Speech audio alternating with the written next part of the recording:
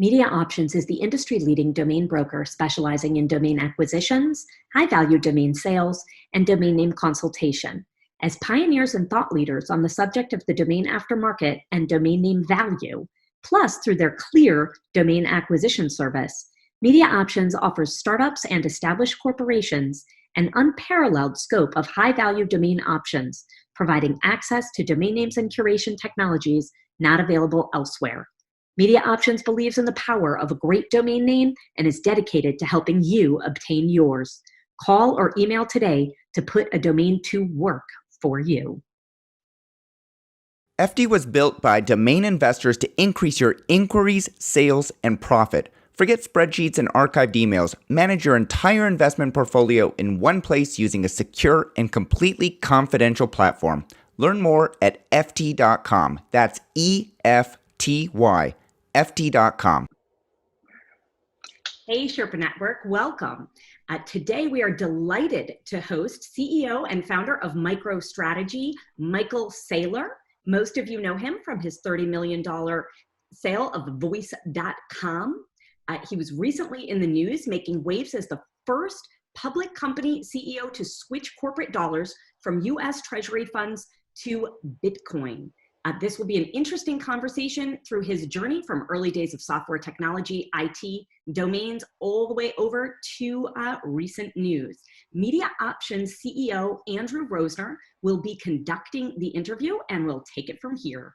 Welcome. Very, very glad to have you. This is, I believe, going to be a very exciting podcast for the domain industry. You are somewhat of a celebrity, whether you know it or not. Domain Twitter is a bit smaller than crypto Twitter. And I know you've taken a recent liking to crypto Twitter and, reading it and the commentary, and there's some, just brilliant minds there. But you're also famous in the domain Twitter world. So I am excited to sort of dig in deeper and get inside your head and understand the way you think about domain names, because, you've got a pretty impressive portfolio of generic domain names that you've owned for a number of years, and you're clearly, visionary in obtaining those. So I think our audience would love to hear about, your mental model and the framework and the way you've thought about these things over the years. What was your aha moment? Well, first off, is there anything you want to add in terms of, your intro and your background? And I mean, sorry, I keep, diverting, but I want to give a little hat tip to Raul and Pomp. You did an amazing interview with both of them on Real Vision, on Pomp podcast. And so I take a lot for granted from listening to both of those things that I've already learned from you. And so I don't want to detract from my listeners, but I also don't want to, be too redundant. And so I highly encourage everybody to go listen to those interviews on realvision.com and the Pomp podcast. You can find that on YouTube, and we will link to those in the show notes. But is there, anything else that we should sort of shine a light on? Why don't I say things that I didn't say on those podcasts that are relevant to the domain industry? And let me start with one observation. I was always a big science fiction fan from very early on, from first grade. And by the time I was in third grade, I was a massive fan of Arthur C. Clarke, Robert Heinlein, and Isaac Asimov. And so I read everything they wrote. I eventually, tripped into more modern science fiction. And I read, hold on a second, I'm putting on my do not disturb. Okay. Then I read modern works by like William Gibson, Neuromancer, as he introduced the concept of cyberspace. And that was fascinating to me. And that led me to have an interest in science and technology. And I ended up getting a degree in astronautical engineering, and I studied spaceship design at MIT. And there I met a lot of science fiction fans, and I saw the creation of the internet. my fraternity was like the first place they wired for Ethernet, and I watched them develop Kerberos and Ethernet and the internet, and they put workstations in there, and we just thought this was magic stuff. And I was next to a lot of the computer scientists that invented a lot of the foundations of what is modern internet. And that always had an impact on me. I think that with regard to domain names, the aha moment for me was we first started getting email. And when we got email, I'd started a company, MicroStrategy, and we needed an email address, right? This is before the internet, right? Yeah. And the first use of domains were for email. They weren't for websites. And so we were going to, of course, get microstrategy.com. And so we got microstrategy.com, and I typed in Saylor at microstrategy.com. There's a great quote by Saint-Exupéry, I guess, about design. When there's nothing left to take away, it's a perfect design, or something to that effect, right? And so I always loved elegance. It just, I don't know. You ever see a 3-year-old that knows how to dance just knows how to dance? I've seen 3-year-olds that know how to dance. It's genetically encoded in them. And then I've seen 30-year-olds that took 22 years of dance lessons and they still can't dance. Yes. And you can't teach it. It's just in you. And so from a very early age, I just appreciated elegance of design. So when you start typing your email address and you write, someone says, your email address is going to be Michael Saylor at microstrategycorporation.com. I think, no. M. Saylor at MicroStrategy Corporation. No. Saylor at MicroStrategy Corporation. No. Saylor at microstrategy.com. Okay. But then I said, is there any company named strategy.com? I'm like, I think I'd like that one. And so I sent my lawyers off hunting around to see if where was strategy.com. And obviously in the early day, you could get these things for like $13. And if you were smart, we got some good ones for whatever the $13, because we just figured this is cool. I mean, why wouldn't you? But we didn't get strategy.com for $13. But I think probably back in the day for like $25,000 or $50,000, it used to be people thought $25,000 for a domain name was a lot of money. A lot of money. Yeah. You would see engineers go, yeah, I got whatever, hope.com, and I sold it for $27,000 and I got myself a car. I was one of the guys on the other side. Like, I was not like mega businessman. We did $4 million in business in 1994. But $4 million a year was enough that you could slurp up, a number of $25,000 assets.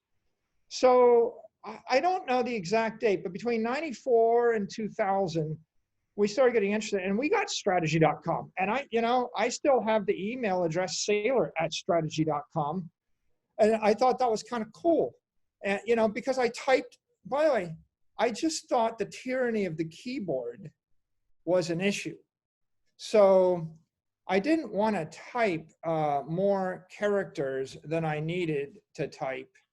And it's pretty obvious to me that strategy.com was better than microstrategy.com.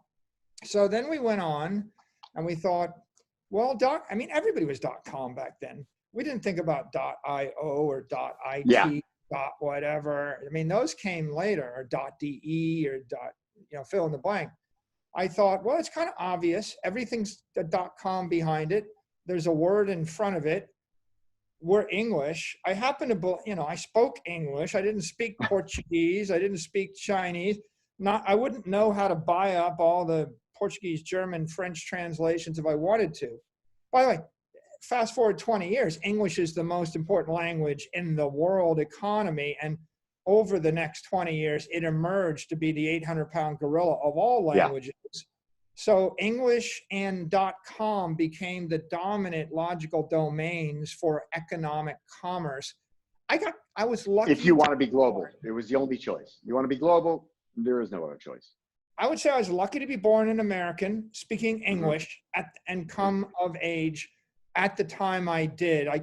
Coming out of MIT when the internet was getting invented, and starting a company when email was getting commercialized. Just right place, right time. Enough money to be able to buy up some stuff, but not enough that I was distracted chasing after other macroeconomic issues. So right place, right time. And but you intuitively understood that shorter was better. You intuitively understood the function of these things, what they were going to represent, and that if you wanted to conduct commerce online, you needed a place for people to find you, and it needed to be intuitive. It started with give someone a memorable email address. Like what could be more memorable than Michael@strategy.com or Saylor? Michael's even better than Saylor, right? Because Saylor, there's multiple. They can mistype, exactly. So, well, there were these hurdles. Can you type it? That's the first hurdle. Oh, that's a big hurdle. A lot of people have domains and they have complicated characters and you couldn't type them. And the second hurdle is, can you spell it? And so a name like Hope, or a name like Mike, or a name like Wisdom, it's likely you're not going to misspell it. And then the third hurdle is, can you remember it? Because I want to meet you in a business meeting or whatever. I want you to be able to contact me. But the principle that was the precursor to this is vanity license plates and vanity phone numbers. It's like, well, Mike, what's your phone number? I'm like 703-444-4444. Oh, I get that. Yeah. Or better yet, 444-444-4444. Right? People paid money for a lot of money. A lot of money. And it's interesting that you bring that up, because I have a client that is their business, is vanity phone numbers. And those things are still selling for huge money, huge. And, people don't blink an eyelash. It sort of just fits into the premise that I believe, we're still really in the infancy of this whole internet thing. And, we got hired by, you probably remember Hooked on Phonics. Remember Hooked on Phonics? Works for me. Dial 1-800-ABCDEFG. So we got hired by, they went bankrupt. They got sold to a PE firm. They stripped out the assets. They hired us to sell the HOP.com domain name. I sold that to a French airline called Hop. And then I had this 1-800 number. They had a whole portfolio of 800 numbers. But the best one was the 1-800-ABCDEFG. And that was a lot of fun to try and sell. And ultimately, I sold it to a lawyer. And he said, I'm going to slap this thing on a billboard. Everybody that drives by at 65 miles an hour, they're going to remember 1-800-ABCDEFG. It's very easy to remember. You've only got 2 seconds. Yeah. For example, you couldn't market a phone number 973-1943, because people would crash their car. Yeah. So if you, and by the way, it's like a high frequency thing. I'm going to give you 1 second. And I want you to remember this. Me at Hope. Yeah. Something like that. You're not going to forget. In the early 90s, these domains were handles to email.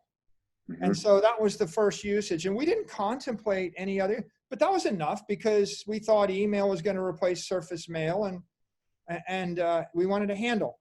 And then around 94, people started working on this internet thing. And by 96, it was kind of, I'm sitting in Northern Virginia, and, UUNet was coming out of Northern Virginia, and, and all the domain registries. And so some of the earlier, more innovative people were just social friends of my friends, and they'd come to my office, they're pitching me on this internet, this web thing. Yeah. Started looking, and I realized, so now microstrategy.com can be our website. And then I'm like, well, I got another reason to type it. And that was before Google or anything else, right? It's like, how do you find this thing? So now domains became a handle to a website. And I think that kind of kicked me from low gear to higher gear. I'm like, okay, now I want to go buy. And then like over the, you know, I sent guys off on a hunt, you know, and I was like, find every English name that I can put a business on.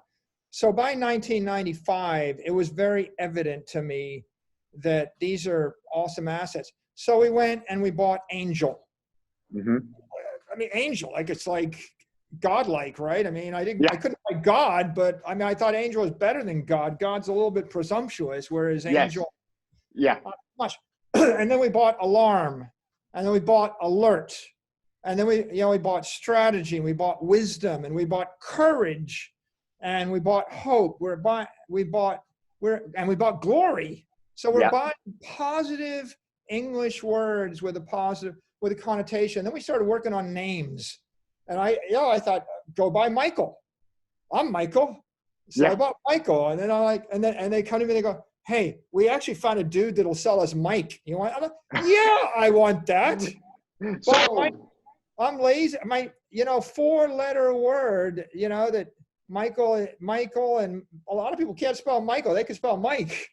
Yeah. And it's like 3 fewer keystrokes. So we bought Emma and William. William is my father's name.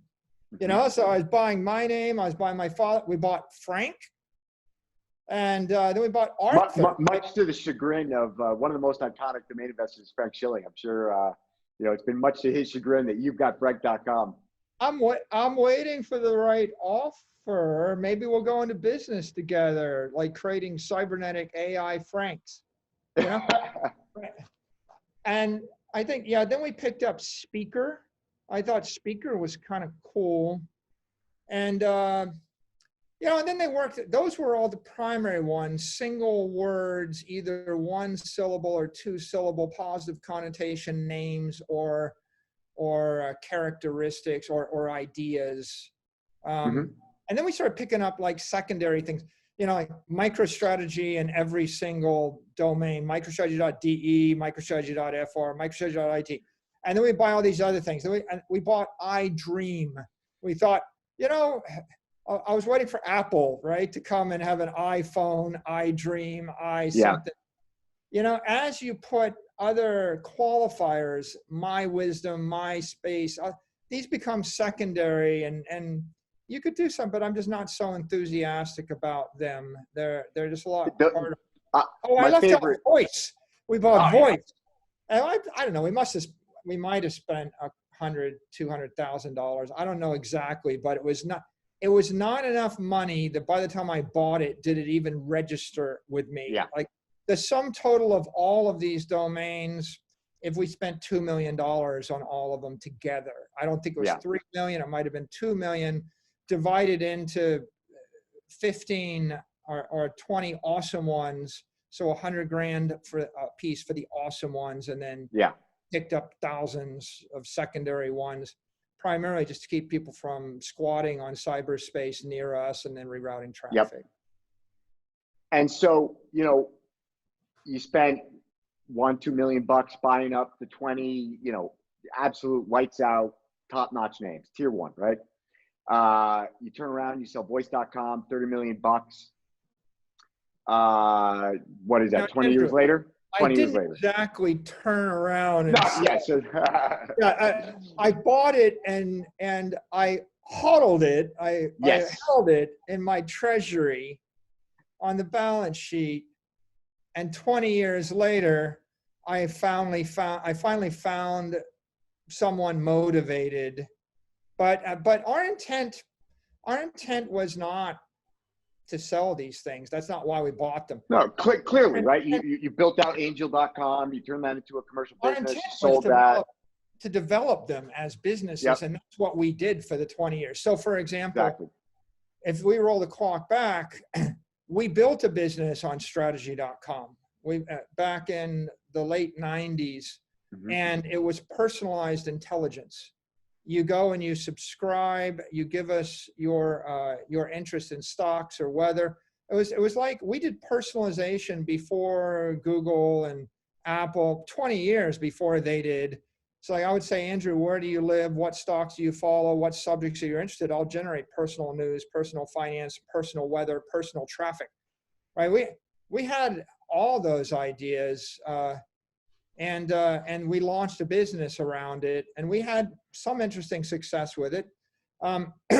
Then we, back in like 98, 99, I had a friend, and she told me the story of someone breaking into her house.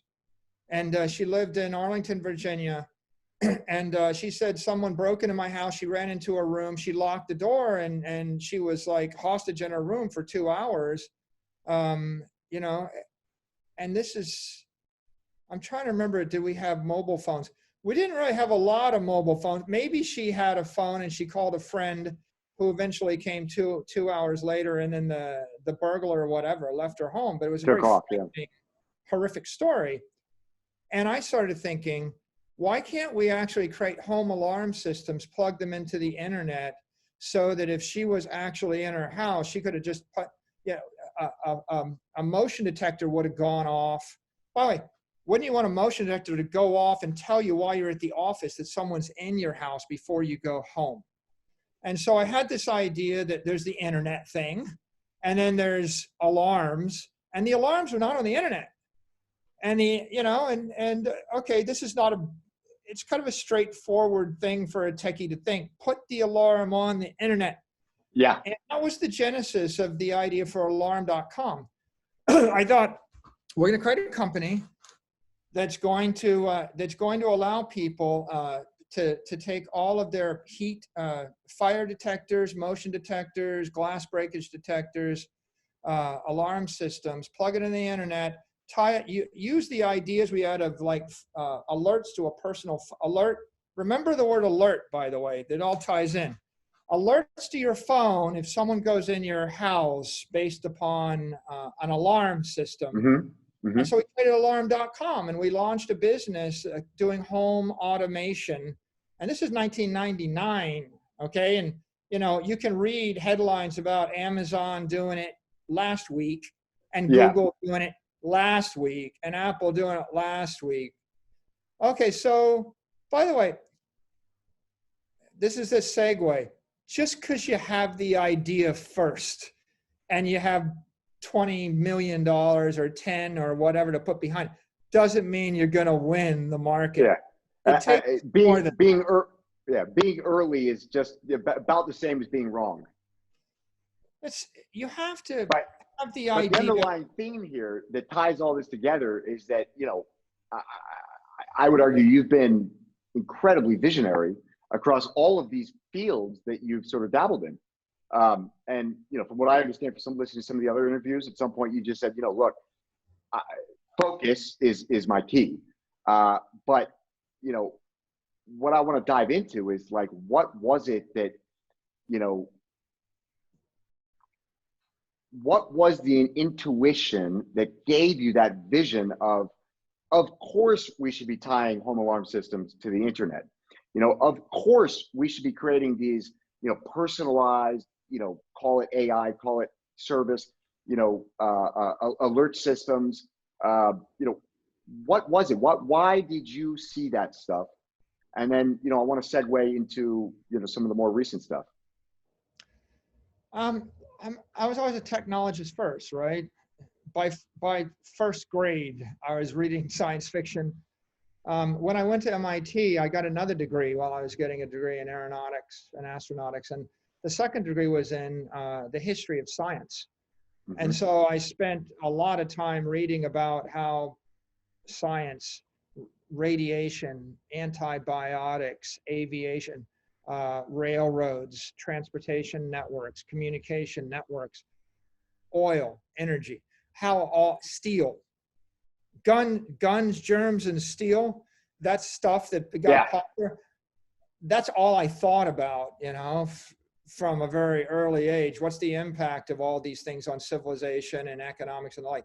So it was it was baked into me. And of course, MIT does stand for Institute of Technology.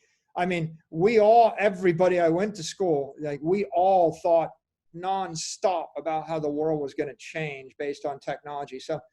So that was But kind of on that point, I want to push back a little bit because, our business, Media Options, we're a domain brokerage firm. And what I do all day long is, and we really only focus on, let's say, the top 2% of .com domain names. And so by definition, all day long, every day, I'm speaking with the smartest, brightest, most successful entrepreneurs, investors, executives worldwide. Everyone from, Amazon to, a venture-backed startup. And I got to say, a lot of these guys, they went to Stanford, they went to MIT, they went to Harvard, they went to Yale. Very few of them understand the implications of some of these technologies, be it Bitcoin, be it domain names, be it any of these sort of regime changes in technology, paradigm shifts. Very few of them actually grasp the implications, and even less of them do anything about it. Okay, so Andrew, that reminds me of something I forgot to say. While I was reading science fiction, I also stumbled across fantasy. And the most famous magazines were Science Fiction and Fantasy magazine.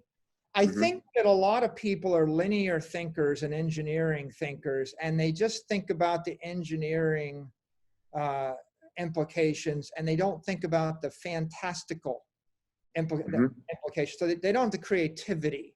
And I illustrated this in my book, The Mobile Wave, and I wrote that in 2012, and I wrote about what happens when a product or service dematerializes to software. And I think that if you're only a science fiction fan, and if you're only an engineer, you're living in a Newtonian universe, and it's constraining. Okay, but here's the idea. You're not a technologist. You toss a baseball on a field. It's subject to the universe you've grown up in. There's friction, there's gravity. The baseball falls to the turf after about 100 to 300 feet. That's the conventional thinker. Now I convert the baseball, the entire exercise, into software, but I think with a engineer's focus. Call that science fiction. And I think, well, if I was tossing that baseball in outer space, that would just keep going. Subject to the laws, that's going to go around the Earth forever. Right? In a ballistic orbit, subject to all the gravitational pull around it. Okay, that's more interesting. But Andrew, if I read fantasy, and if I read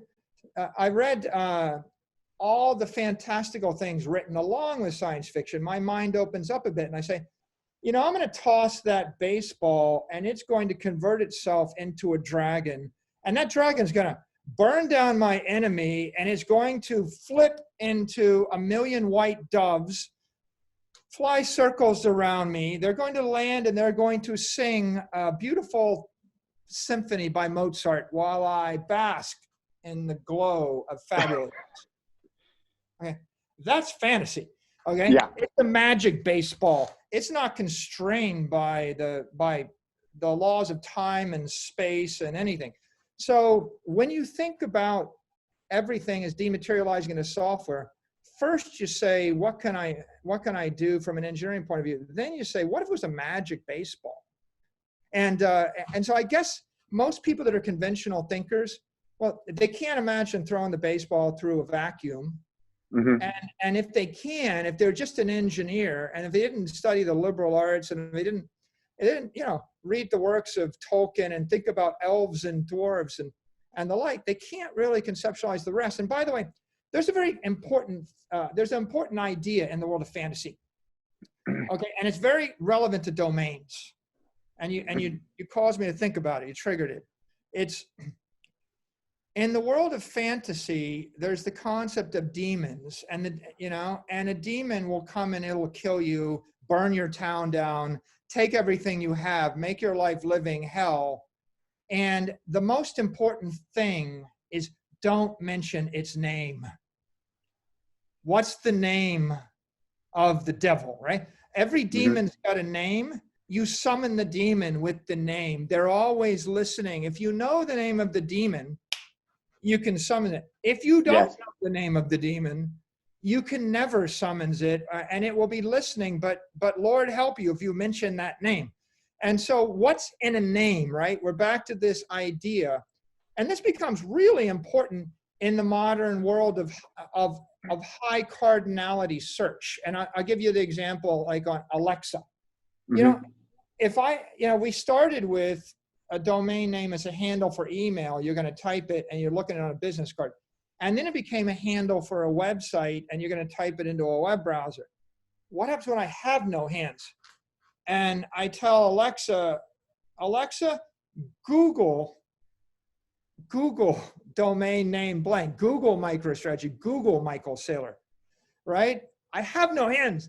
I'm speaking. Okay, so speech is a technology. Well, you eliminate the need for Google if you have a name that's recognizable, right? You just cut Google out and say, Siri, take me to apple.com. Siri, take me to strategy.com. Siri, take me to glory.com or hope.com, right?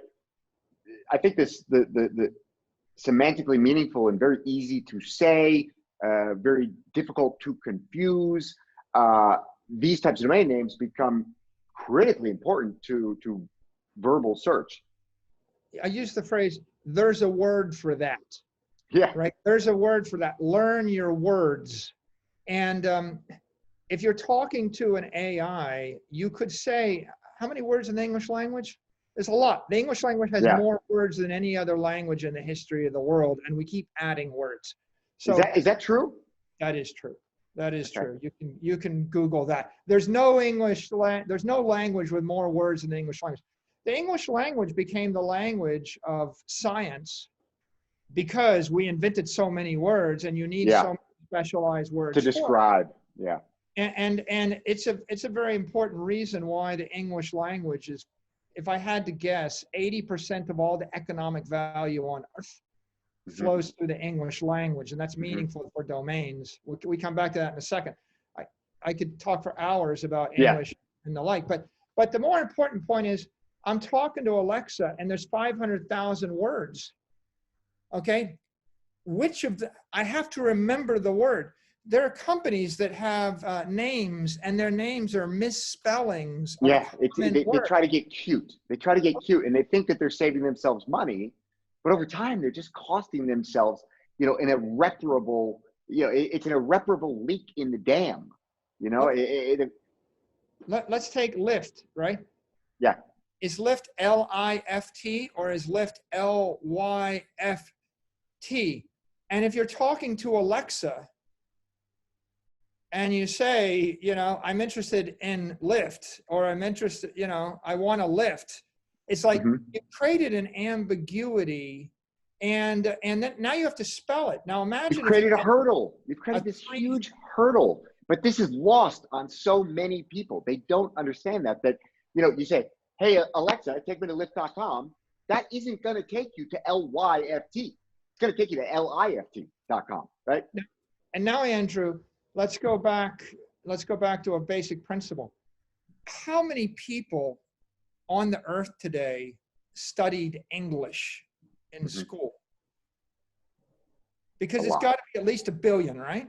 Yeah. Okay, and if there's probably 1 billion people that speak English fluently. And then if you're anybody else, right, 7 billion people on earth, if you're anybody else that wants money, you got to learn English.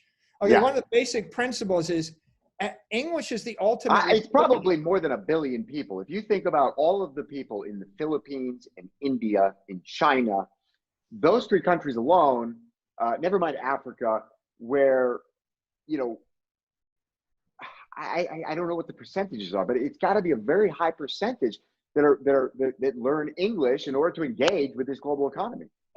Yeah, and I've traveled everywhere in the world, and I do business just about everywhere in the world where there's money, right? I mean, serious amounts of money.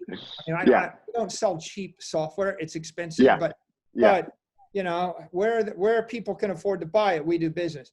And here is what I have observed: if I go to a non-English speaking country, those people that speak English fluent, if you're a cab driver and you speak English fluently, you get paid triple.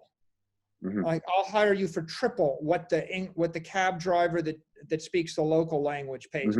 If you're any kind of white collar worker and you speak English, you're, you know, in China, the differential between someone that knows how to code software and speaks English and someone that knows how to code software and doesn't speak English is easily a factor of 2.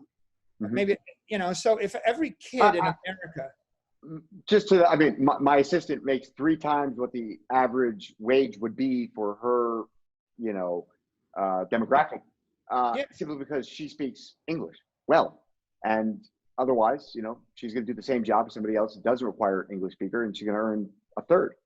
I mean, we could, I don't know the exact number, but I think that the uplift is somewhere between 2x and 3x on average everywhere on Earth. In some places, it could be 5x to 10x if you're in difficulty.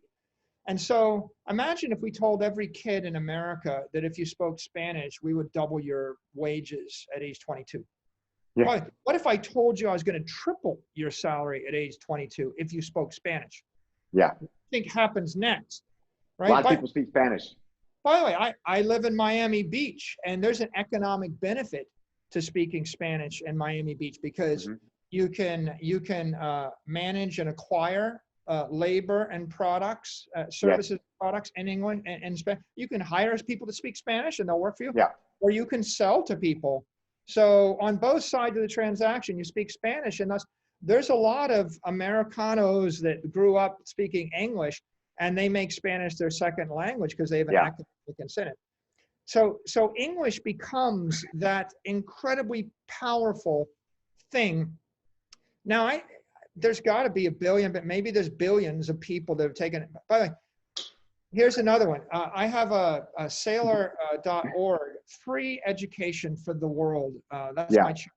If you go to Saylor.org, we give away education. We're trying to give away a college degree to the entire earth for free. We have 500,000 students so far have come. Wow. 70,000 students a quarter. And what do you think's the single most popular course we offer, Andrew? English is a second language. English, ESL, English is a second language. You nailed it. The most popular course in the world across everywhere. Everybody wants to learn English as a second language because they want the money. The economic benefit. And I could boil it down to, if you sell anything in English, you're going to get paid more. If you're purchasing anything in English, you're going to buy it for less. English is the most liquid market. Now, just to highlight that very clearly with domain names, I want to give an example, and then I want to come back to one of the first principles that we were discussing. So, you know, Spanish word, right? So Spanish, second largest, or even it might even be most spoken language in the world, but certainly not the greatest economic benefit. But, you know, a Spanish domain name, you can have, you know, we owned Vida.com, V-I-D-A, Vida.com, life in Spanish. Very powerful good word. If you're a Spaniard. Pretty good, right? Sold that for a lot of money, but at best, a 10th, or it could have been 100th of what the value of life.com is, even ignoring the IP that's been created by Life Magazine and the media enterprise. But, you know, it just is what it is. The economic benefit of life.com is at a minimum 10x and potentially 100x greater than the economic benefit of the same exact word in Spanish. Both have 4 letters, you know, very easy to spell. They, you know, consonant, vowel, you know, all the same attributes other than one is Spanish and one is English. Yeah, I want to come back to this idea of vaporization of everything, because I believe fundamentally my thesis on the value of domain names is that domain names are the proxy for commercial real estate on the internet. And I you know, you said something about how you take everything and basically you take it from its physical form, vaporize it, turn it into software, and you're creating, you know, you're unlocking just tremendous amounts of value in attributes that didn't previously exist. And so I think, you know, we're witnessing this implosion of commercial real estate. And I believe, whether you agree or not, that value that's being, displaced from commercial real estate is being replaced in the digital real estate and in the digital economy. What do you think? Do you think that same logic that you're using from, physical economy to, software economy, does that apply to domain names? Is it the physical real estate being vaporized into digital real estate? Okay, Andrew, I would use the word dematerialize because I like it when my superheroes dematerialize and they walk through walls. Yes. And like when they vaporize, it makes me a bit nervous. Yeah, negative connotation. But I think that the theme for the last 30 years, but certainly for the past 10 years, is the dematerialization of everything. And so Apple can be explained as the dematerialization of every mobile device, your camera, your phone, yes, your video recorder, your television. They're all just your books. They're all your magazines. They're dematerializing onto an Apple device. And Facebook is the dematerialization of your social relationships. Exactly. The conversion of an intangible into a tangible in the form of software. And you see this, Amazon is the dematerialization of the retail storefront. Yes. Right into the Amazon store. Bitcoin is the dematerialization of bricks gold. of gold, and then digital gold, and then just anything that's a store of value. Property as value dematerializing into coin. Domains are the dematerialization of, right now, commercial real estate. Mm-hmm. Like, I don't, if you look at commercial real estate or commercial real estate, for the most part, dematerializing into domains. And if you take an example, obviously, you see 90% of the retail stores going away and you have to find them on cyberspace. And everybody just thinks I can just go find them at Amazon. In order for Amazon to dematerialize all of those retailers, they had to enter all those categories. So any category that Amazon couldn't enter legally, there's a lot of categories that they can't enter legally or technically or logistically, then those exist as their own businesses, and they have not been eaten by Amazon. But if Amazon could do it, they would do it, and that's definitely their intent. Now, if you look at just what's happened in the past 6 months, we're going through what I call a virtual wave. And that's what comes after the mobile wave. And the virtual wave is the dematerialization of most of our traditional sales, marketing, and services techniques in the world. If it could be dematerialized, it's getting dematerialized. So in our business, 80% of our marketing got dematerialized to either streaming on-demand videos on the website, or it got dematerialized to Zoom. And so Zoom is the equivalent of dematerialized sales. I'm having a meeting with you one-on-one. Yep. But dematerialized marketing is like, you're going to take this, record this, upload it to the web, and thousands and thousands and thousands of people are going to have a meeting with the two of us. They're going to be sitting in the room.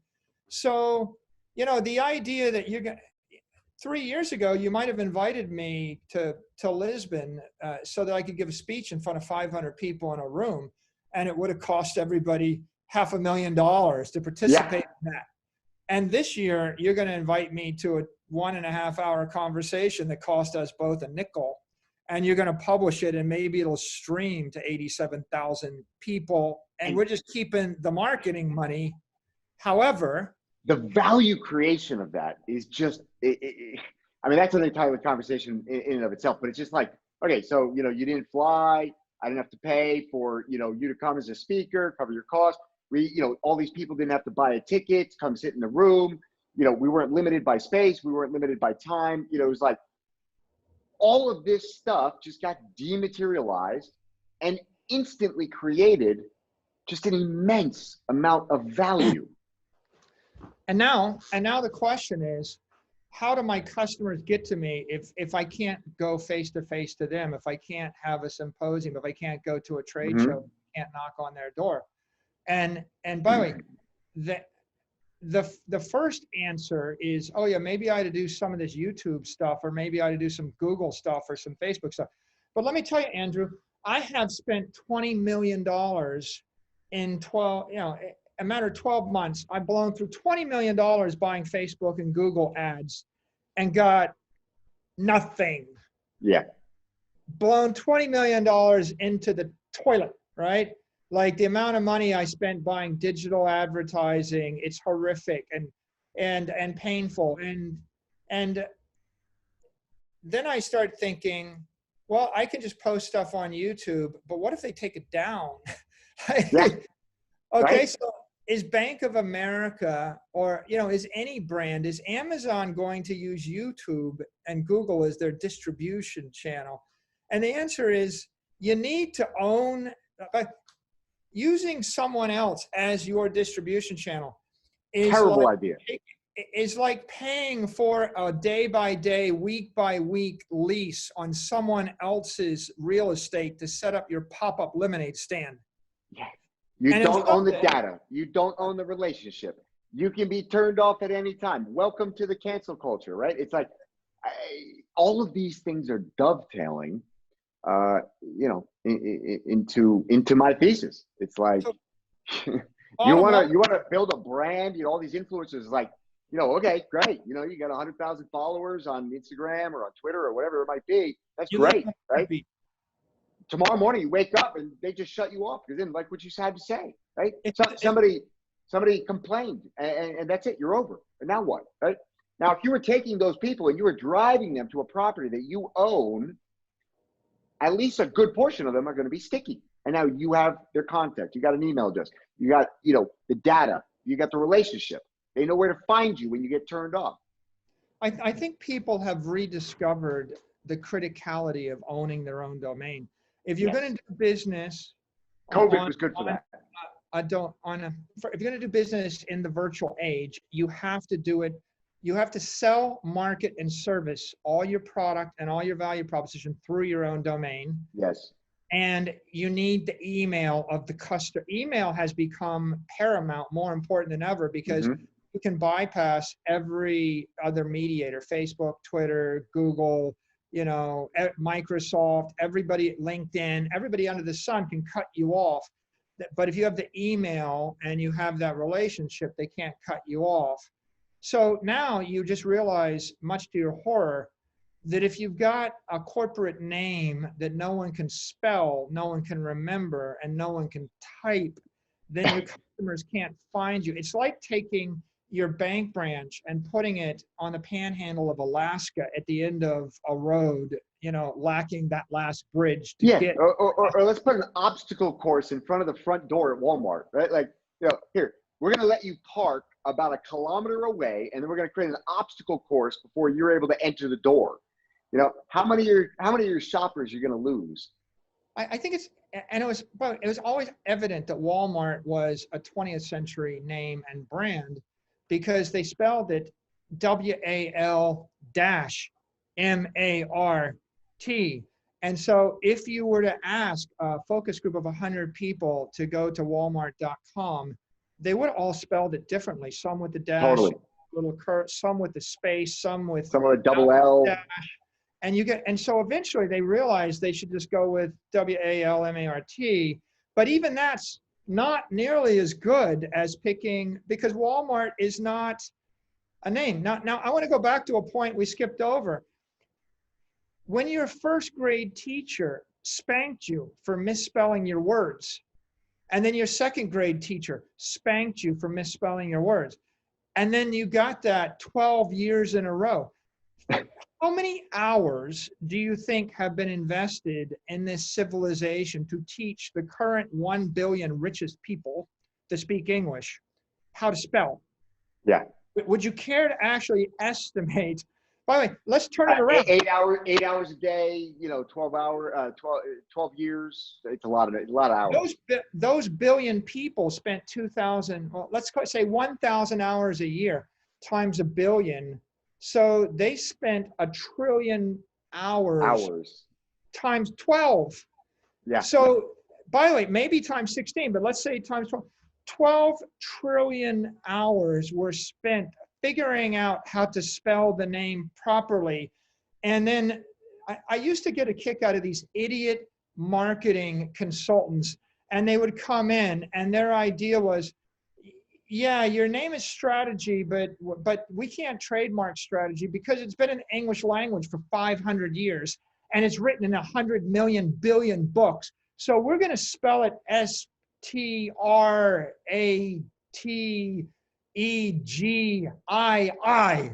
Yeah. I'm like, are you thinking? You Just idiot. Leave. You idiot. Yes, it's in 1 billion books, and 1 trillion hours got spent teaching everyone with money how to spell it this way. And you want me to launch a company, and I will not name the companies, but Andrew, you can go and find all the companies who came up with these unique They're cute names. Cute names, misspelled. But what you're doing is you're fighting against 12 trillion hours Uphill of battle. indoctrination. And you have, what you're saying, it's very offensive. Flip that, right? It's like, Yeah. If you launch strategy.com, staying with that example, you're a household name on day one. Day one, every single human being on earth that speaks the English language knows your brand. Okay, you're a household name. Now, Andrew, I want to tell you something else funny. This is like, it's just so obvious in my court. If you'd asked me at age 3, does it make sense to misspell the name of the word so I can market on it? I would be like, no, not so obvious. But listen, think about this for a second. I used to get in these fights with these marketing consultants. Like, someone wants to spend $100,000 to tell you how to misspell your brand. Yeah. And trademark it. And that, by the lawyers would back them up. Like, okay, get the lawyers out of my face. The same guy will say, marketing. you are out of your mind to spend $100,000 to buy strategy.com. You must be out of your mind. You can't spend $100,000 with me to misspell it. And then spend $100 million on an ad campaign to market a misspelling of an English word. But Andrew, I just want to tell you, like this is the ultimate irony. That was before, I knew it was a bad idea when you had to type it, right?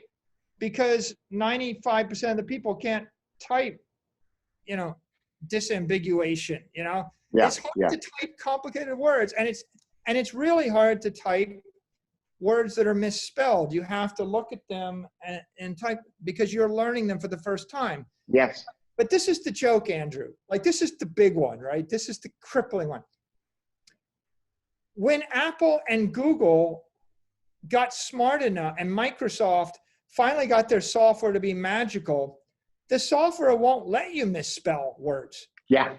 So I start typing your misspelled, effed up brand, and it keeps auto-correcting it back to the right English. Yeah, so, I do it 3 times, you just get there. But sometimes I just can't get there, Andrew. Yeah, you're like I can't give up. Try on your little mobile phone, typing a misspelling into the web browser, and it keeps kicking you out. And so these guys outsmarted themselves by a long shot because, and by the way, think about it. If there's 500,000 words in the English language, you really got to invent a new word. I've seen companies, I'm not going to name them because I don't want to embarrass anybody.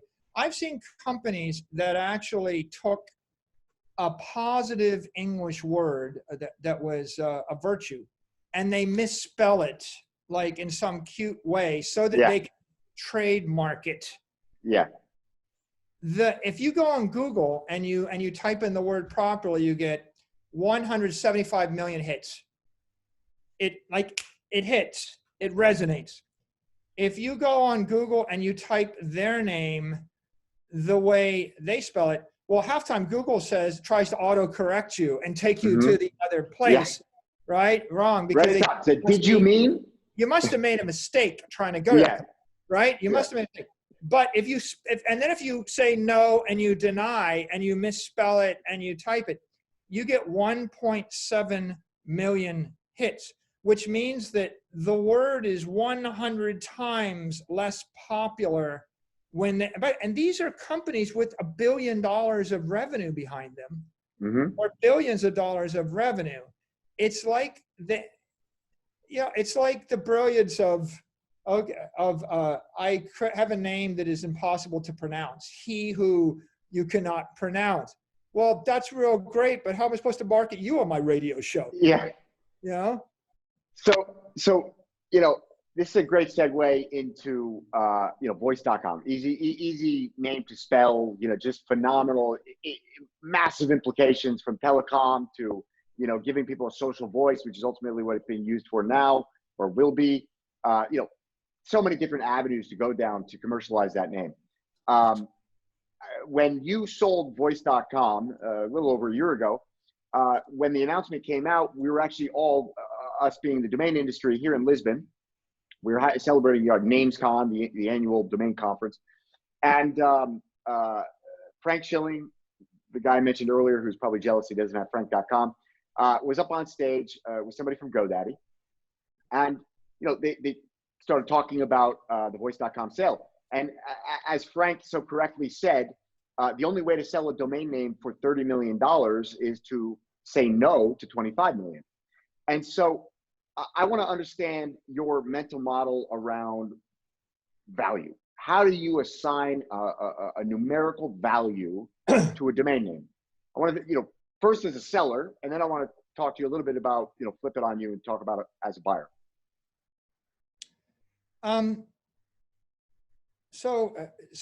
Interesting clarification or an inside fact. I didn't say no to 25 million. I said no to 22 million. Yeah. Yeah, that was the exact number. And equally impressive. And the way I said it was, I won't take 22 million. My number's 30 million, but I will talk to you and explain to you. And so that, at the $22 million point, I agreed to meet with the buyer and explain to them why it was worth more. My second observation is again, we don't really buy these things to sell these things. We buy these things to build a business on these things. So it's not our idea to sell them. I'd much rather commercialize them. But when somebody throws 22 million on the table, you have to make a decision of, what is this thing worth to me? What's the opportunity cost? Yeah, when we think about, what kind of business could be built on these things and how valuable they will over time, one of my most simple frameworks is, first you start with the economic density in the English language compared to every other language. And I think the conclusion is, if you stack up all the languages, 70 to 80% of the economic density in the world is in English. It just, it is. And by the way, if you look at there's this Westernet, which is Western Europe, United States, English, US dollars convertible into euros, running on American US technology, the internet, TCP IP, right? Dominated by big tech. That Westernet is something on the order of 75% of everything on Earth, right? And then there's like China, they got their own, the China net. Yeah, and then, so that everything kind of, falls off. So first of all, you look at that, and English is the surrogate for the Westernet. The second thing you ask is, what's the economic density in the actual domain .com versus .de? And that's another long tail where I think 75, you have to look at the economic density of everything flowing. We've done the math. By our estimates and by our, the criteria that we're evaluating, we say, I'm looking at names that most people would argue are worth $25,000 or $50,000 or more, right? And everything else is sort of circumstance. And we believe there's roughly 50,000 domain names that have that inherent value. That's it, 50,000. 8 billion people on Earth. I don't know how many businesses, 50,000 English domains, which have an inherent value. Yeah, it's not that much. I mean, you're right. There aren't that many that are really valuable, and that's because once you discard, or once you focus upon the 80% that's English, and then you realize something like 80% is in the .com domain because of Google.com and Amazon.com and Trillions of dollars that have Right. been ingrained into the public. Right. And you realize that's the gravitational pull, and then you count the number of clicks and the amount of traffic going through those .com domains. Now the question is, to the left of the .com, what's the word? Mhm. And common sense says you want it to be a short word with positive connotation that's spellable. Yes. And so it's either an idea, or it's a place, or it's a thing, or it's a person, and michaeljsaylor.com, not nearly so valuable. Saylor.com, a lot more valuable, but Michael.com, Michael is like either the first or the second most popular name for men. By the way, when God is busy, when he's busy in heaven, Michael takes over. Michael's the archangel in the entire Christian ethos. He's the number 2 guy in heaven. It's a pretty important, but it's an important name 2,000 years ago. It's been an important name, and it translates as the most important name in every other language, right? And there's Michelangelo, and there's Michael Jordan. There's a lot of Michael Jackson. There's a lot of Michaels, but ultimately Michael the Archangel is pretty important. And so, and Emma, the ultimate matchmaker in the Jane Austen book, is like every girl grew up thinking Emma, she's my hero, right? So you want a name that everybody remembers, it resonates with everybody, and it's positive. Yes. By the way, I think, as an aside, when we sold Voice for $30 million, I think we beat it was like sex.com that was 11 million or something. Yeah. And I was like, I'd rather sell Voice than sell sex. Totally. Right? I get why it went for so much, but you couldn't have sold sex.com to a legitimate global 2000 company with $100 billion balance sheet. Yeah. Disney's and at the end of the day, I'd argue that it's overpriced because as ubiquitous as the word sex is, and as ultimately what you're trying to do is create an emotional response with any of these branding and marketing tactics, right? So it does that, but very hard to commercialize, right? Porn is free. I mean, very few people paying for it. So tough names, I think, to justify that price. The issue is what brand could you put? Domains are real estate and cyberspace, and they're really like a block on Central Park in Manhattan, right? But the thing that you realize if you travel around the world, you start by thinking every state is equal to every other state, and I got to have a salesperson in every city in America. And then you go to New York and you realize that half of everything in the country is in New York City. Okay, you don't really. If half of your sales force was in New York and the other half was spread around everywhere else, that would be economically rational. And if you look at the value of real estate, it's like, half of all the real estate value is in New York City. So this is like owning, all of New York, on Central Park, if you own, some of these words. And if you go back to your 50,000 words, right, there's probably like 50,000 blocks, or maybe your 50,000 words are like the most valuable one block in London, New York, separate, the most valuable cities. Now, I'm going to give you a more technical way to value these things, the way that I do it. Great. That's what I want to hear. You give me a word, voiceofthepeople.com. And I go and I start to Google, in quotes, voice of the people on Google, and I count the number of hits. And that'll tell you how frequently voice of the people pops up or whatever. Now, if you go Google right now, voice.com on Google on a browser, you will get 2.2 billion hits. Voice, not the .com, but just the word voice. Just Google voice. That's what I meant. The word voice will get 2.2 billion hits. What you'll see is that first tier words or first tier domains, in my opinion, get 1 billion or more hits on the word. If you Google Michael, you'll get 2 billion hits or something. If you Google William, if you Google Mike, you'll get 1 billion hits. If you Google Hope, you'll get more than 1 billion hits. If you Google words like Usher, you'll get 500 million hits, or you'll get in the hundreds of millions. When you start to go and Google esoteric names, you can Google companies that are $100 billion revenue companies around for 30 years, and you'll get 79 million hits. Yeah. And you'll fall below 100 million. You can Google a $1 billion company, and you'll get 17 million hits. You'll get 7 million hits. And so, and what does that mean?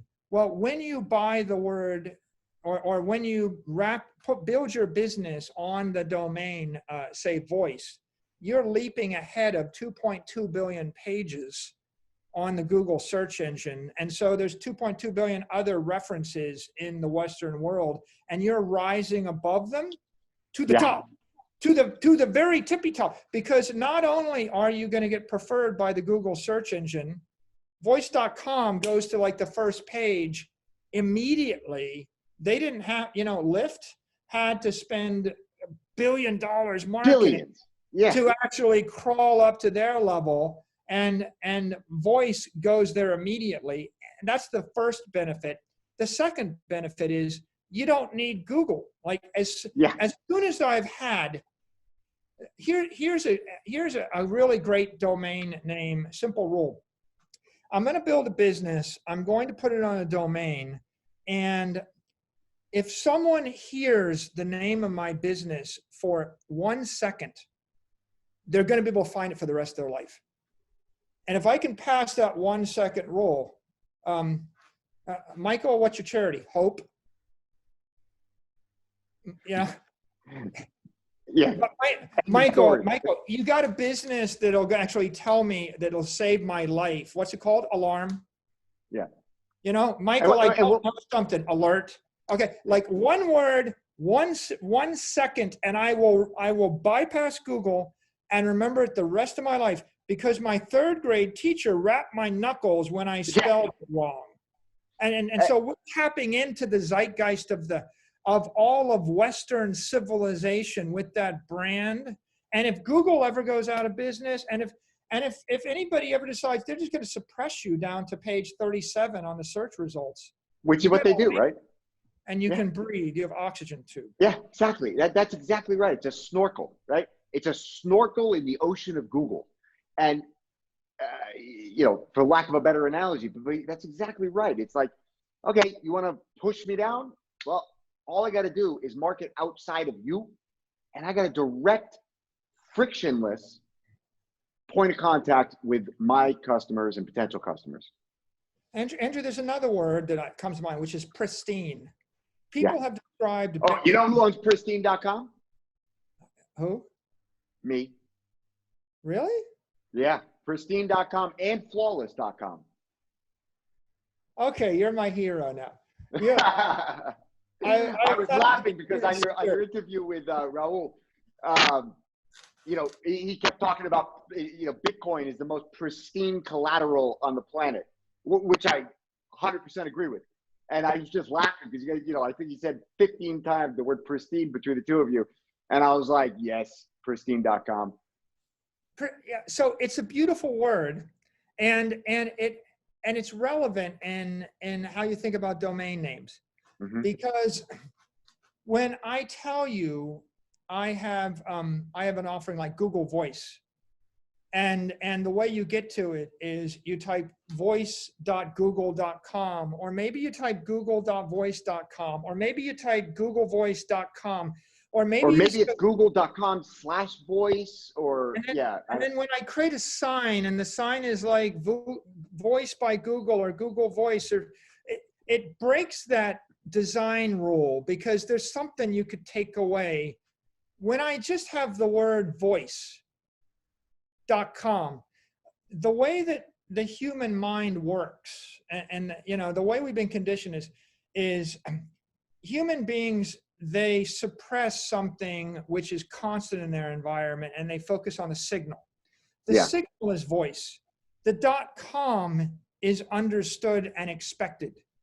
And if you're anything but the .com, you are encumbering your brand Sure. because you cannot say my brand is voice because you're on voice.io. So your brand is voice.io or Get You Voice are or Cry odd. Voice or Google Voice or whatever. You're encumbered. If you're You're not odd. a .com, you're encumbered. Yeah, you're odd and confusing Yes. and dilutive.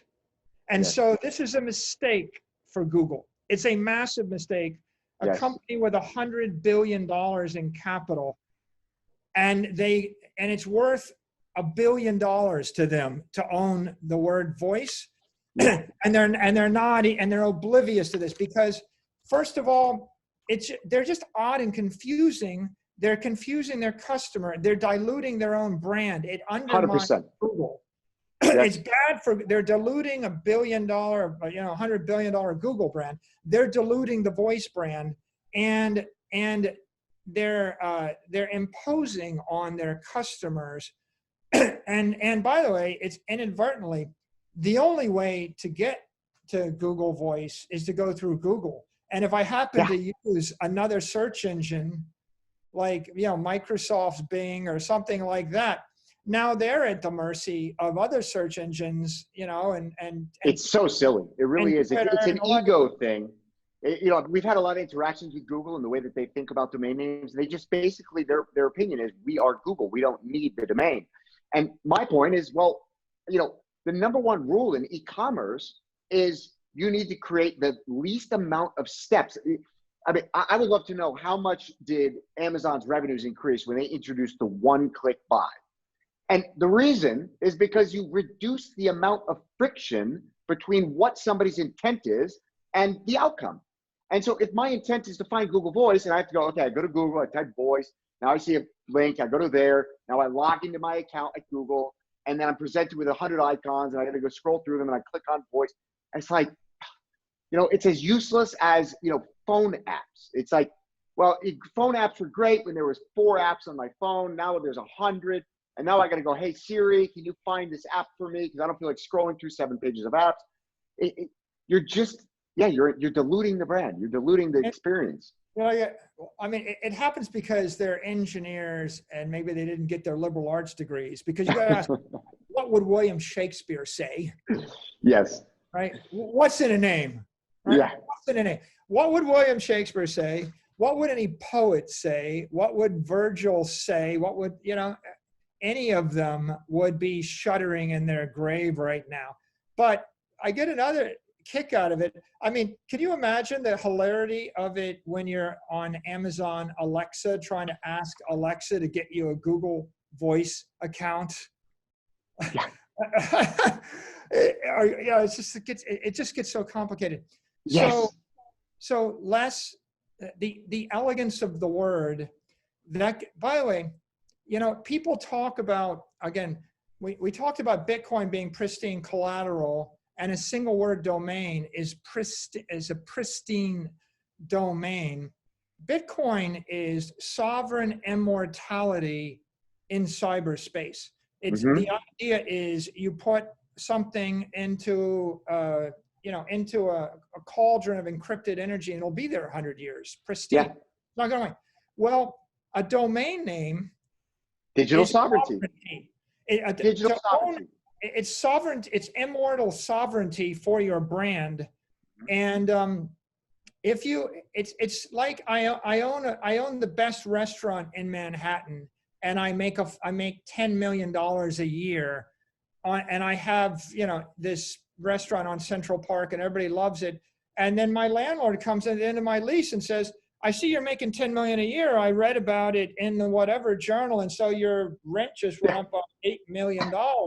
I'm going to leave you with $2 million of the cash flow. The other $8 million, hey, $2 million is better than nothing. And your choice is give up 50 or 75% of your cash flow. And by the way, they may be like, I'm just going to take it all. I mean, I liked what you're doing, $10 million a year, and so I'm setting up my yo-yo restaurant for $10 million a year. And you're out. And you're out. People know where to find the food. They don't care who the owner is. You're out. Go, move to the Bronx. Any good businessman or woman would look at this, and It's like, you know it when you're 3 years old. You either know or you don't know. It's like, I'm going to invest all of my life's energy in building this business. I'm going to buy the dirt underneath my building if it matters, right? If it doesn't matter, if you're selling insurance online, real estate in Whatever. the real world doesn't matter. Yes. But if you're selling real insurance online, real estate in cyberspace matters a heck of a lot. Sure does. And so if some people got it early, right? Jeff Bezos got it 20 years ago. He figured it out. Other people figured it out a little bit later. Some people have figured it out, but then they screw it up. Like Google kind of got it with Google, but then they screwed it up with Google Voice. And now everybody in the world, is getting this lesson, post-pandemic.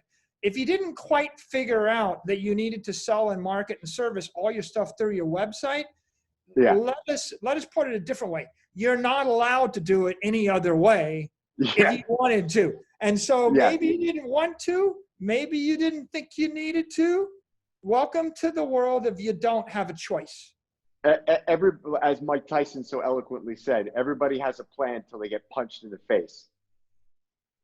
So this is a great segue. You said something, another great analogy that you made in the interview. I don't know if it was Pomp or Ralph, but you said that Bitcoin, by the way, right?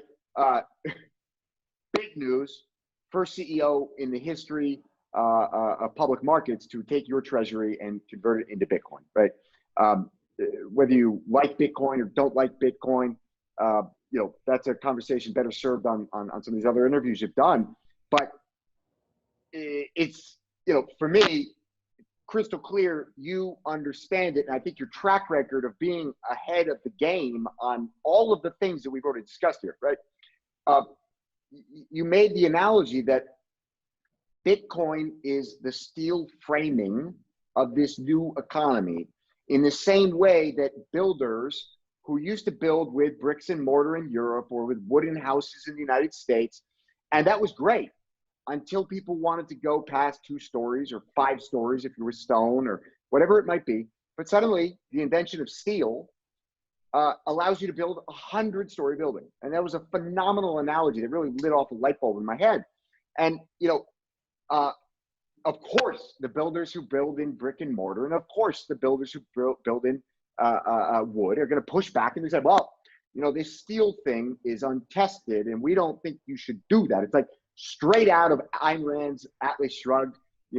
Hank Rearden invents this new form of steel. It's an alloy. It's far more durable, safer, etc. But all the other guys that manufacture railroad ties say, oh, no, this is unproven. You can't do that. You can't do that. We got to get the government to ban that, right? The Bitcoin comes along and it completely disrupts this fiat world that we lived in, and in the same way that steel disrupted wood and bricks and mortar. And I heard that, and the light bulb that went off my head is, this guy's spot on. And the point that you forgot to mention is that steel framing needs a foundation to be built on, and exactmatchbrand.com is the bedrock foundation on which you can build that 100-story building. If you try to build a 100-story building on a foundation made of sand, you're not going to last very long. And I think that is an absolutely crystal clear analogy, because if you try to build Amazon on, try Amazon.com, go Amazon.com, Amazon.io, Amazon never gets to the point they are today. It doesn't happen. Is that, do you think that's a fair extrapolation of your analogy? Yeah, I think it is a very, very good metaphor. A great domain name in the .com English sphere is like having clear ownership forever of one or more city blocks in Manhattan built on granite, right? Granite. And the thing about Manhattan is it's not dirt, it's granite, right? Yeah, granite. It's bedrock. What you want is a rock solid foundation and a deed forever to that, and no one's going to take that away. the likelihood that someone is going to change the meaning of pristine in the next 100 years in the English language, or Not the going to happen. likelihood that they're going to change the connotation of hope Yeah. for 1 billion people in the next Yeah. 100 years, impossible. It's just not going to happen. So I think that all these businesses, as they all dematerialize their products and services, then all of their traditional sales, marketing, service storefronts, all of them dematerialized to cyberspace. If you want sovereignty in cyberspace, you must own your own domain. And of course, everybody gets the fact they got to own a domain. Just most of them have a garbagey bad one. By the way, I'll take one more example here, which is IBM. IBM must have spent billions of dollars marketing Watson. Mm-hmm. I mean, everybody heard of Watson? Watson was the future of AI and the future of business intelligence, and the future of everything for IBM. IBM never bothered to buy Watson.com. I actually tried for the to brand. sell it to them, and they didn't want to buy it. It was like, I don't. When I Google it, it's like a pharmaceutical company that owns, that doesn't use it, that's got a warehouse. And I thought, you guys spent you put billions of dollars of effort behind commercializing a product offering on a domain space that you don't own. And now you got to pay Google to get you to the top of the word in the search engine. It's like renting obscenely expensive real estate. It's just here's one that's going to blow your mind. The remnants of the original John Paul Getty company is a real estate investment trust, publicly listed, called Getty Realty, and they own Getty.com. And they realized at some point that they don't really need it. Right? They're a real estate investment trust, and they're not really consumer facing. They've got, they've been operating at Getty Realty, and so they approached me and said, would you like to sell Getty.com for us, right? And it was obviously first thing that comes to mind, Getty Images. Massive company. I mean, these guys, it's like a monopoly on every image in the world. Yeah, Getty needs that in cyberspace, and they would like to get 100 million people to go to Getty. But according to them, they don't even want to make an offer. They just, no.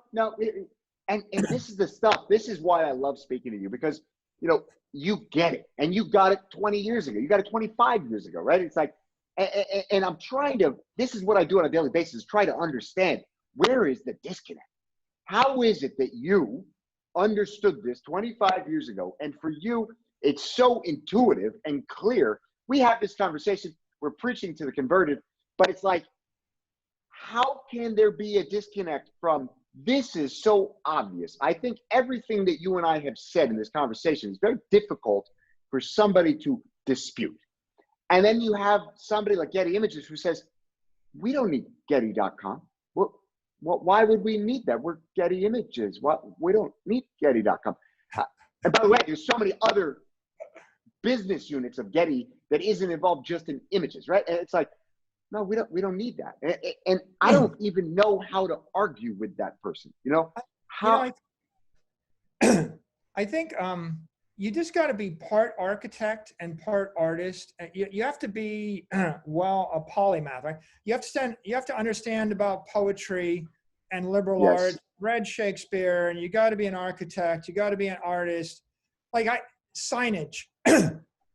You put a sign on the side of a building or whatever. What's a better sign? MicroStrategy or strategy? Strategy is a better sign. By the way, what's a better sign? Coca-Cola or Coke? If you put Coke on, it blocks. And if you look at a brand, you want 4 letters generally, because 4 letters is about the minimum you can have to be unique, but it's the maximum you can have to get a form factor, which in a split second burns into someone's brain.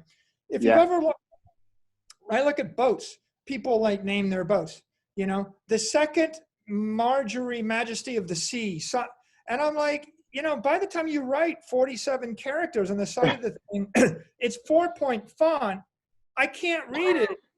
Okay, so have you written, so I'd like to say, Andrew, you want to be a good marketer, but I think there are a lot of people in the marketing business that still think that misspelling a common word is a good marketing idea. And Oh, so absolutely. there are a lot First-hand of experience, bad I can tell you. marketers, and they just don't have common sense. And I'll give you one more example. This is architecture. A very famous architect who will remain nameless, but you would know his name, built a building at MIT and wanted to be unique. And so they built the building so it's all curvilinear. There's no classic forms. Like Howard Rourke would be going nuts about this, and in the Fountainhead. This architect, this newfangled architect, who's famous and rich and makes a fortune, builds this curvilinear building, and it's like, well, there's no straight lines through it, and there's no rectangular or square rooms in it, and nothing is ordinary, and it's odd, and it looks like spaceship, like space aliens excreted it from a blob. You go into the building, it's like, well, you can't find anything. And if you haven't been there, you can't make it to any room. So, so if you have 1 million people a year going in the building, everybody gets lost. And they're like, yeah, everybody gets lost here. We think it's kind of everybody gets lost trying to find where they're going in the building. And then here's a better one, Andrew. I get lost because, of course, it does this, and it's odd. And the guy with his intellectual arrogance imposed this twisted thing on people because he was bored. Then I get into a conference room, and the conference room spins in a spiral. You ever been into a spiraling conference room that does this and look up? Okay, it causes vertigo, Andrew. So you walk into, but I can't make this shit up. Yeah. You know, part of my friends, you can't make it up. I swear more than anybody. Architect designs a building where everyone gets lost when they try to meet there. And then when they go into the conference room, they get vertigo. And I'm not lying, you fall down on your head. You literally get vertigo and you fall down in the room. And so I look at the tour guide. I say, yeah, this is giving me vertigo. And they go, yeah, it used to be worse. So we had to come in and put these 4 large posts in the room to give people a frame of reference with the furniture so that their inner ear wouldn't spin. And they paid money, a very wealthy person paid money to a very wealthy architect to do this, inflict this damage on people. Now, the reason that's not a non sequitur is that's what it's like to pick a bad domain. It is. Like put your brand on a bad domain. You confuse everyone. They get lost. You give them vertigo. It's inflicting harm on your customer. And if you don't get the fact that people get lost and fall down when they try to come and do business with you, then I just can't explain it, right? I give up, right? Like it should. The best way to communicate to people probably is you start to show them that in the modern era, when you type their domain, they get spell checked out. I can't ask for your thing, even if I wanted to, because it doesn't work on speech recognition. I can't type it in. You get spell checked out. Nobody, put a focus group of 100 people together, guys, and ask them whether they can remember and use your brand in 1 second. And if the answer is yes, it's a good domain. And if the answer is no, stop giving me all these legal. By the way, what is it? Every one of these guys with a bad domain and a bad brand, it's because they're cheap. And every one of them. That's all it is. That's all it is. Hundreds of millions of dollars marketing and giving their money for Super Bowl ads and stupid magazine ads. And they spend it with, count the amount of money they spend with Google and Facebook. If you have to spend money with Google and Facebook on marketing, it's probably because your domain was weak. And if your domain was stronger, your advertising budget would probably be falling through the floor because you have repeat return customers. And this is exactly at the heart of my thesis on what the value of a domain name is. What you're trying to establish is what is the cost of customer acquisition and how are you reducing the cost of customer acquisition over a reasonable business multiple?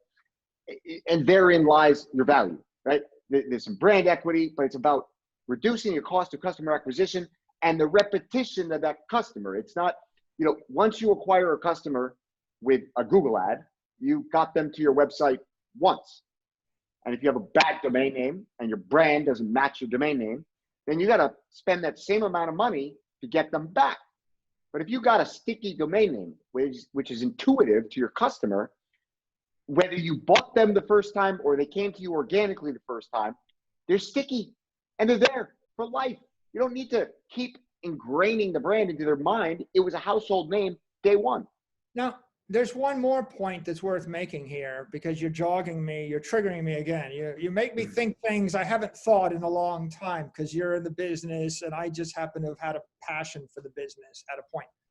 Yes. Word of mouth. Word of mouth. But it's not just that a good domain name will help your customers come back to you. It's a good domain name will allow your customers to tell their friends to come to you. Yes. Yeah. If you want to go viral, and if you want to spread through the ecosystem via word of mouth, if you want people, the most powerful marketing in the world, by the way. You want your customers to send a text message to their friends to go to you. You want them to type it in their Twitter. You want them to tell people when they talk. You know, before we had cyberspace, we used to use the sonic net, the sound net. We talk to each other, and hopefully we will do that again sometime soon. And so when you actually brand yourself with a domain that you can't spell, and it gets me to an interesting point, which we didn't touch on, which is when I say the word, it needs to be unique if you hear it. And so that's the problem with lift. I really love, if I have a word and there's 16 different spellings, variations for it, but they all sound the same, then it doesn't travel via audio in a unique fashion. We call that the radio test. In the domain world, we call it the radio test. If you hear it on the radio, do you know how to spell it? Do you know which version it is? And if it doesn't pass the radio test, it's not a good domain, period. So it all comes down to, if you got a great domain, it's going to hit on a resonating frequency across all of these communication mechanisms. And that resonating frequency might very well be 1 million times more resonant, right? Yeah. Than your other idea. So agreed. We could conclude that in general, our view is that this has been left to the domain of marketers for the past 20 years, and CEOs didn't get as involved. I mean, the idea that a CEO would delegate to a head of marketing, would delegate to a brand marketing picking agency. And by the way, I've hired them in the past, Andrew. I've never had a good idea or a good brand name proposed to me by someone that does brand name picking for a living. Yes. They always picked awful ones that would not resonate, that would not travel, because they wanted to be unique. Unique. For the same reason that your architect built that awful building. Unique, Yeah. They're, and instead, and that's why, and so then we get to the good news. The good news is, in the year 2020, every CEO knows they have to rebuild their brand, their product, and for the virtual era. You have to rewrap your product and sell it virtually, not through a storefront. And that means they're taking over that job from the CMO, and every CMO has figured out that they better be able to sell their stuff off their domain. And then the last piece of good news is there's a lot of good domains with great names that have not been commercialized. And there's an opportunity for these companies that have $1 billion plus brands to come and commercialize on $1 billion plus domains. We didn't touch on it, but I didn't want to sell voice for 30 million. I thought it was worth a lot more. I'd rather, I agree. I think, it's worth $1 billion. Just all like of these domains were. They're it's all the market and the price, the delta between the market and the price is at least an order of magnitude, possibly 10 orders of magnitude. I think when it's all said and done in 10 years, 15 years, 20 years from now, when the entire world has been dematerialized and is now living in the ether, you know, one of these names is, as you said, a block on the park in Manhattan. And what is that worth, right? What is that? What is that building worth? 121 Park Ave. Andrew, that's not even a strong enough metaphor, because it's more like having a block in the center of every town on earth, and every town that's ever going to get constructed until the human race decides to abandon English. Yeah. And that, 1,000 years from now, if they abandon English and they've given up all hope, Andrew, when they no longer have hope, when that's no longer important, hope won't be important. So I think you can look out 1, 2, 3, 400 years to every place on earth, and you can say, if you have a good word, a pristine word, right? Mm-hmm. Whatever that word is, and people continue to function, then that will be valuable. And it's not an asset that can be impaired by a municipal politician or policy, a state policy, a federal policy, a global policy. A lot of real estate's impaired assets right now for this reason or the other. But cyberspace is cyberspace, and it's a different thing, and it's a magical thing, right? You can create magical, like Getty Images. They ought to be selling, or someone like them, they ought to be selling art digitally into 1 billion households at $10 a month, and it ought to be $100 billion a year business selling digital art rights to display your art on your wall. And that's just going to sit on art.com, right? Or probably art.com is better than Getty.com for that matter. I think art.com is one of the 3 to 5 most valuable domains in the world.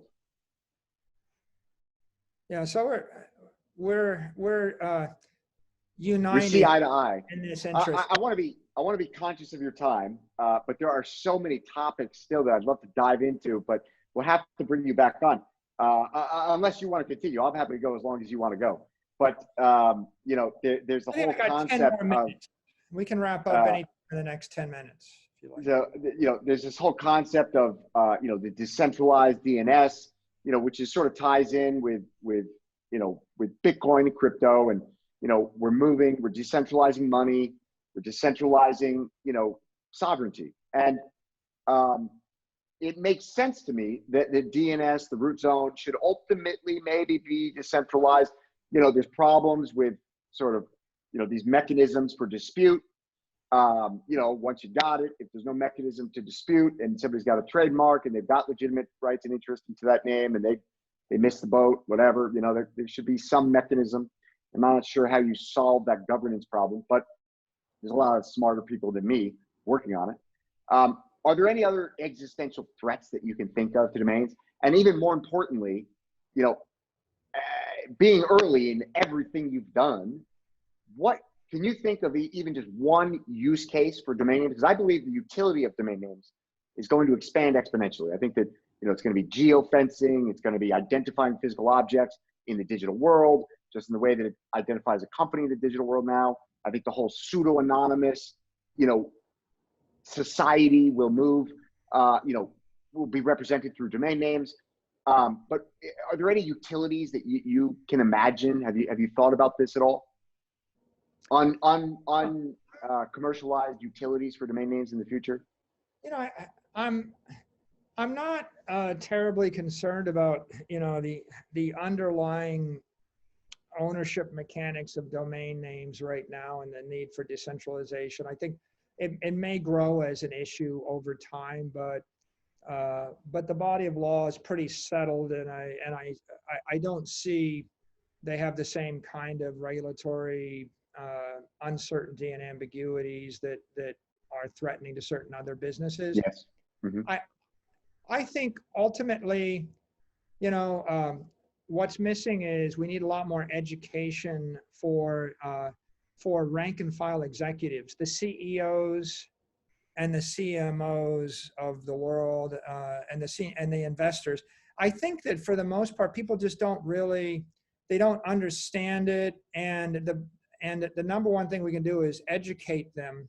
I remember talking to people 10 years ago. I talked to people on Wall Street about Apple stock or Apple, and they just they're always like, well, Apple, well, as soon as it goes up, we're going to sell it and buy some HP and IBM, so you don't have too much exposure to Apple. And their entire businesses, and they existed to sell tech when it got to be too much of your portfolio, and sell Apple when it got to be too much of tech. And they thought that was value added.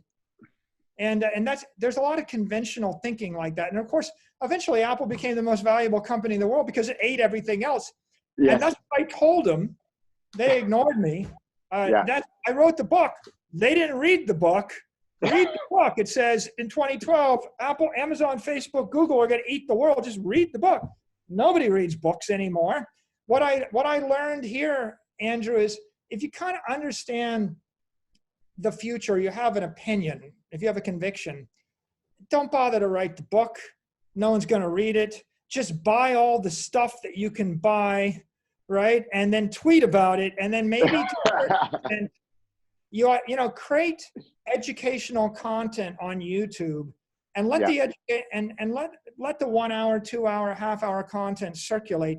And then all of the people that have been completely closed to this idea, at some point it clicks in their mind, oh, art.com. By the way, the most valuable use of any domain is not to sell something on the domain. I mean, if you look at the stack of hierarchy, it's if I do 100,000 transactions a year on art.com, well, selling something, that's something. If I'm a holding company of art, it's worthless. It's not that valuable, right? That's the holding company. I sell the art, it's retail, it's more valuable. If, on the other hand, I let people share art, or if I load up all of John Singer Sargent's library and I get the digital rights from the museum that owns it, and I let anybody put John Singer Sargent on their 55 or 85 inch big screen television and pay me $1 a month or $10 a month for the Spotify we need the Spotify of art, right? And I put that on art.com, that gets more valuable. And then if I let artists paint their own art, upload their digital image to art.com, and I'm like the YouTube of art, and then I can discover unique art, like I can discover unique music, and then I create an art playlist and I can share it for $9 a month. Well, I mean, there's a billion people in the world that would like art, and I got to tell you, I got walls with 80-inch super high def screens, and they're showing beautiful art. And to me, I think I have taste. I appreciate it as much and more so than if you gave me the real thing, because I can change my art to suit my mood, and I can flip through 1,000 masterpieces. Just like nobody wants to have the band Led Zeppelin play for them every morning for breakfast. What they want is Spotify or Amazon Music or Apple Music play whatever they want every morning for breakfast through high def speakers. So as I stack up these domains, when I have little creativity and little vision, I see art is just, okay, it's worth 25 grand. And when I imagine art.com as the YouTube of art, and by the way, for me, I pay $10 a month to YouTube because I don't want the ads, right? So when I imagine 1 billion people getting art streaming at $10 a month, and I think about $10 billion a month, and I think about 100 billion a year, and I imagine myself keeping 20 billion of it, and therefore I got $20 billion a year, and I put a 20 multiple on that, and what's 20 times 20 billion? 400 billion. When I imagine $400 billion built on this little word called art, then I start to see the potential of it. Now, what's in a word? You got to have the word. The rest of the execution is quite hard, right? As we know, it's not enough to just do this. But if I was ahead of marketing, just as hard or harder on another domain, right? So that's take the apples to apples, right? You're going to do the work, whether it's on art.com or, try myart.com or subscribe to art.com, whatever it is, work is the same or harder on anything but art.com. And so it's, take that out of the equation. You got to do the work, right? You got to make the investment. You got to build the business, but the underlying asset is not the same, right? Your outcome is not going to be the same. This is a great sort of segue into just sort of glimpsing into the future, extrapolate this idea out. And it's where I believe, the concept of Bitcoin or crypto is dovetailing with the domain names and decentralization. And, it's look at the trends in investments, right? So now you have micro shares. You can take a slice of a share, right? And you've got, fractional ownership of collector cars, fractional ownership, through something like Rally Road. And you got fractional ownership of masterpiece art through masterworks.io, right? And there's more of these companies popping up. You get a fractional ownership of a Michael Jordan jersey. Now let's take that concept and apply it to commercial assets in the same way, Sam Zell basically, commercialized the idea of a real estate investment trust, right? To centralize the ownership of the world's most important commercial assets, share the equity among these people, and unlock the value of the asset itself into exponentially greater economic benefit, right? And I think the same can be applied to domain names. I think the same will be applied to domain names in the same way that real estate investment trusts, were created. I think there will be some form of that. These domain names are ultimately going to become so valuable that so very few people will own a whole domain name. In the same way that Bitcoin is going to become so valuable, if our thesis, which I share with you, by the way, for full disclosure, I am a shareholder of MicroStrategy. I don't think I even told you that, but I believe in your vision, and I am a shareholder of MicroStrategy. But in the same way that very few people a decade from now, certainly 2 decades from now, will own a full Bitcoin, it's a reserve asset in which that enables tremendous economic benefit to be built on top. A domain name will become so valuable that it will be fractionally owned and leased, or some other mechanism be utilized by a commercial entity or a decentralized entity, who knows what it'll be in 20 years, but some entity will commercialize it and create economic benefit that some portion will dribble down to the people who have the equity in the underlying asset. I think that all of these things that are the first layer, the underlying asset of the various classes of commercialization, I just can't imagine a world in which they're not going to go up parabolically over the next 20 years as we, go full tilt into this dematerialization of the world. Well, I think it's reasonable to think of them as a new asset class, and like commercial real estate was an asset class, and domains are a cyber asset class, and you'll do whatever with those assets as you would do with the physical complements of them. You've triggered me to think that, a really great domain is the central node in a network. And so 100%. Most valuable domains are going to be the principal central node in a network of art, or a network of video, or a network of search or information, or a network of retail, or whatever it is. And so except to take it down one more layer, this is actually the base layer network, right? This is the network of everything. It's the key. Yeah, it's the keystone. And so, yes. And the world's going to have more networks, right? I mean, every successful tech company is in essence, it's in essence a technology network that has dematerialized a product, a service, or an idea. And so as we see the dematerialization of more things, these networks will grow in time, and then multiply. The value of the underlying domain will accrete, and then the elegance of the domain name will drive the friction the effectiveness of that brand and that network. And if it's a bad domain, it'll be proportional. Friction and some domains are so crippling as you won't be able to build a network. Other domains, you can do it on that domain, but it's going to be a lot more risky and a lot more expensive. And some domains are going to work great. And I guess that's probably our best note to end this on. Absolutely. Absolutely. Thanks for having me on your podcast, Andrew. I appreciate it. This was a great conversation, and I hope I can convince you to come back on. I'm going to go back through this interview, and there are so many topics that we could have dove, further into, and segues and rabbit holes. I think we've got close to 2 hours, and it's I feel like we've just skimmed the surface. But I think that was an excellent note to end on. I think that we see eye to eye on all things dematerialization, and it's an exciting future.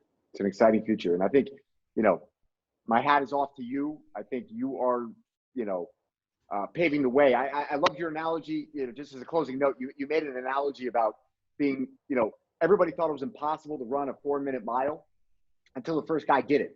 And one of the guys that joins me often on this show, Shane Coltra, will appreciate this. He's a competitive runner. And it's like, you were the first guy to break the 4-minute mile in terms of, the treasury conversion to Bitcoin. And I think the floodgates are now open, and I don't think it'll be long before there's a bunch of other people running behind you. So my hat is off to you. This is what leadership and innovation is all about. People need to take bold moves with conviction, and just ignore the haters, ignore the people that don't understand. You got people say, well, he's going to sell all that Bitcoin. And I'm laughing. I'm like, man, somebody offered this guy $22 million for his domain name. And he said, look, I'll get on the phone with you. Right. And eventually it was at 30 million. It was like, all right, just, I'll let you pull it out of my hands. Right. You got strong hands on the domains. I imagine it's going to be strong hands in the Bitcoin. And I think that your thesis is correct. And I'm excited to come along for the ride. Yeah, I would leave all your viewers with the thought that, I sold Voice for $30 million because I felt like we needed to put a peg in the market to set it. Yes. But it's worth $1 billion. Yes. These domains are $1 billion assets. 100%. I did the early one. I'm like the guy that sold the first Picasso, so that people would know that Picasso is art, but I've got the vault of the other Picassos. Yeah. And I would rather commercialize them for 100x the money. And Yes. This is kind of a wake-up call, hopefully, that people will realize that domains are insanely valuable. And if you're still insanely valuable. For everybody that's spending the billions of dollars on Google and Facebook advertising because their domain is weak, they might want to repurpose some of that energy to do it the right way. And with that, thanks. I had more fun on this one. I haven't talked about this subject with anybody for years and years and years. So it's nice to meet a kindred spirit, and all the best to you guys. I saw your passion, in some of these interviews, just in talking about domain names, and I said, I got to have a conversation with this guy. So thank you. And I think our audience will thank you as well. And thank you for putting that peg in the market and, giving us a ring up to lift the market to. And now it's my job to, take it to the $100 million level. And then, in a few years, it'll be, 500 million. And then, 15 years, it'll be $1 billion. Andrew, I give you the baton. Thank you. I take it with pleasure. Okay. Bye. Thanks, Michael. We'll see you next time, I hope. I'm sure.